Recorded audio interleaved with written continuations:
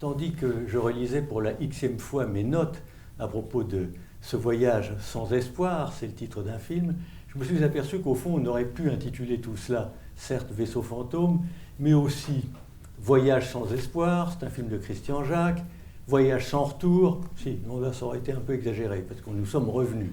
Mais dans quel état? Un ami, directeur d'une compagnie de croisière, me dit un jour, c'était autour de 2019, il me dit, écoute, nous avons une croisière tout à fait formidable sur le continent sud-américain, viens, accompagne-la, tu donneras des conférences et ce sera très bien pour toi et pour le public. 1 millier de passagers payants, si je puis dire, parmi lesquels 800 citoyens des États-Unis d'Amérique, 100 Allemands et 100 Français environ, à peu de choses près. Et nous étions 2 conférenciers, un spécialiste de la faune et de la flore d'Amérique du Sud et votre serviteur. Il dit, Monsieur Baron, j'entends dire qu'il y aurait en Asie une maladie inconnue.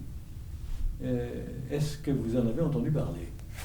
Nous sommes au début mars 2020. Vous vous souvenez que dans la région de Bergame, en Lombardie, le Covid se répand comme une traînée de poudre. Il se répand et il tue. Même chose en Grande-Bretagne. Nous, on est très loin à ce moment-là. La croisière s'arrête. Le bateau va stopper la croisière et nous ramener le mieux qu'on pourra dans un port qui va nous accepter et duquel nous repartirons vers l'Europe. Alors, je dois vous dire que là, quand même, quand on apprend ça, on prend un grand coup sur la tête.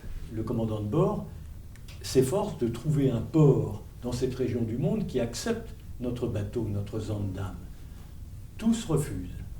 Donc, je vous laisse à penser les questions existentielles, pour le coup, qui se posent en matière de ravitaillement, en matière de carburant, beaucoup plus grave, en matière de soins médicaux. On est exactement comme les personnages de Beckett. On attend ce qu'on ne peut pas deviner. On ne sait pas où on va et on ne sait pas combien de temps ça prendra.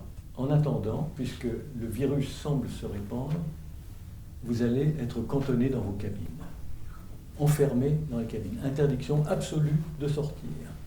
On nous apprend que le bateau, malheureusement, déplore à son bord 4 victimes. Que les choses deviennent vraiment très sérieuses. Au journal de 20h de la 2, une femme dont une partie de la famille est sur notre bateau est venue expliquer qu'on allait tous mourir. Nous sommes mariés. Oui. Oui, mais nous ne sommes pas mariés l'un avec l'autre. Moi, c'est l'homme qui parle. Ma femme est restée en France, et moi, dit sa compagne, c'est mon mari qui est resté en France. Il faut plusieurs jours pour que l'État panaméen autorise les 2 navires à emprunter le canal. Parce que l'opinion publique panaméenne est complètement hostile à ce que l'autorisation nous soit donnée.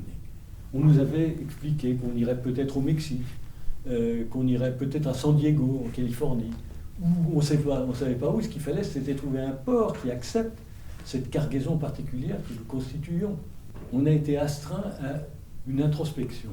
Même si on n'est pas particulièrement porté au regard sur soi-même, c'est mon cas, il n'en demeure pas moins qu'on était là, nous, et je dois dire qu'on avait l'impression, avec la directrice de croisière, d'avoir un peu charge d'âme.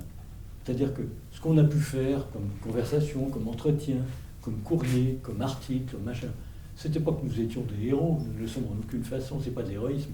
C'est ce minimum de solidarité qui peut vous assaillir, cette envie de solidarité, qui veut vous assaillir dans des situations qui vous dépassent et dont on sait qu'elles créent du malheur, plus de malheur chez d'autres que chez vous-même.